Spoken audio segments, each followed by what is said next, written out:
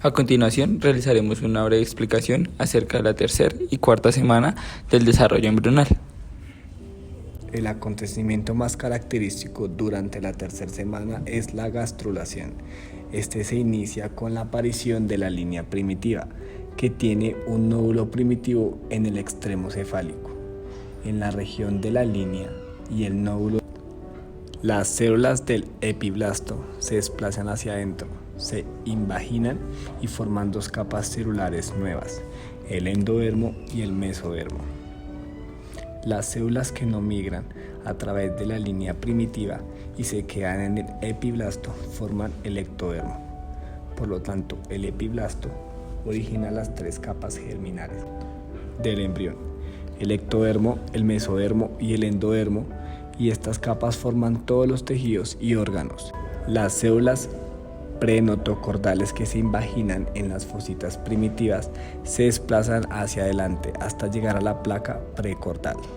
Estas células se intercalan en el endodermo como placa notocordal. Cuando avanza el desarrollo, la placa se desprende del endodermo y forma un cordón sólido, la notocorda. La notocorda es un eje central que servirá de base al esqueleto axial. Los extremos cefálicos y caudal del embrión ya se han establecido antes de la formación de la línea primitiva. Así, las células del hipoblasto, endodermo del borde cefálico del disco, forman el endodermo visceral anterior, que expresa los genes responsables de la formación de la cabeza como OTX2, LIM1 y HESX1. Así forman el factor secretado Cerberus. A continuación se activa el gen nodal de la familia TGF-beta de genes, que inicia y mantiene la integridad de la línea primitiva y el nódulo primitivo. En presencia de FGF-BMP, desplaza el mesodermo ventralmente durante la gastrulación, de manera que forma el mesodermo de las placas lateral e intermedias. Los genes de la cordinoguina y folistatina antagonizan la actividad de BMP y desplazan el mesodermo en dirección dorsal, para que forme la notocorda y los somitómeros en la región de la cabeza. En regiones más caudales, la formación de estas estructuras está regulada por el gen brachyury. La asimetría derecha-izquierda está regulada por una cascada de genes.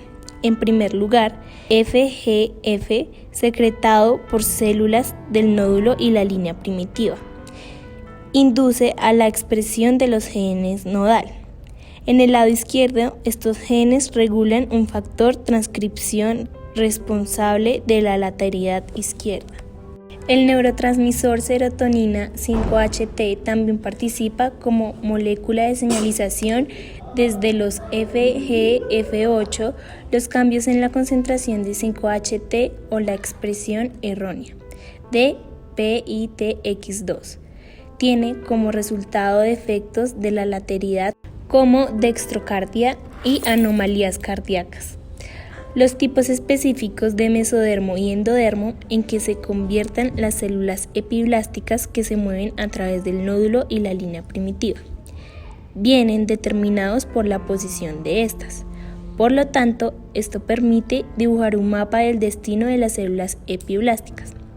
Hacia el final de la tercera semana, en la región de la cabeza se han establecido tres capas germinales básicas formadas por el endodermo, el mesodermo y el ectodermo, y el proceso continúa hasta el final de la cuarta semana para producir estales del embrión.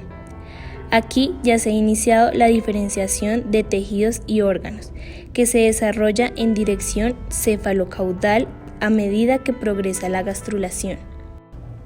Mientras tanto, el trofoblasto progresa rápidamente. Las vellosidades primarias obtienen un núcleo mesenquimatoso en el que aparecen pequeños capilares.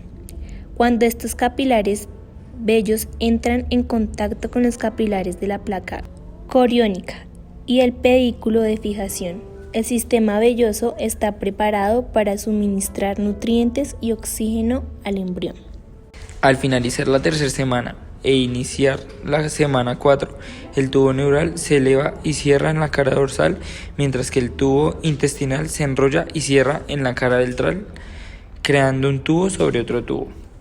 El mesodermo sostiene a los tubos y la placa lateral del mesodermo se divide para formar una capa visceral esplácnica cercana al intestino y una capa parietal somática que, junto con el ectodermo que los cubre, forman los pliegues de las paredes laterales. El espacio entre las capas viscerales y parietal de la placa lateral del mesodermo es la cavidad primitiva. Cuando los pliegues de la pared lateral se desplazan en sentido ventral y se fusionan en la línea media, la cavidad se cierra, con excepción de la región donde se encuentra el pedículo. En este sitio, el tubo intestinal se une con el saco vitelino formando el conducto vitelino. Los pliegues de las paredes laterales también jalan al amnios, de manera que el amnios rodea al embrión y se extiende sobre el pedículo, que se convierte en el cordón umbilical. Si la pared ventral no se cierra, se forman defectos de la pared ventral, como corazón ectópico, gastrosquisis y extrofia vesical o cloacal. El mesodermo parietal formará la capa parietal de las membranas serosas, que revisten la pared exterior de las cavidades peritoneal, pleural y pericárdica. La capa visceral formará la capa visceral de las membranas serosas, que recubren los pulmones, el corazón y los órganos abdominales. En la raíz de estos órganos, estas capas se continúan con sus cavidades. En el intestino, las capas forman el peritoneo y de algunos puntos cuelgan el intestino de la pared en forma de capas dobles de peritoneo llamadas epiplones.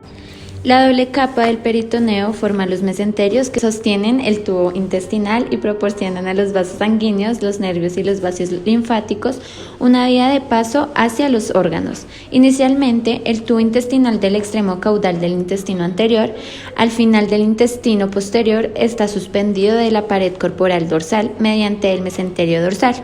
El mesenterio ventral, que deriva del tabique transverso, solo existe en la parte terminal del esófago, el estómago y la parte superior del duodeno. El diafragma divide la cavidad corporal en una cavidad torácica y una cavidad peritoneal.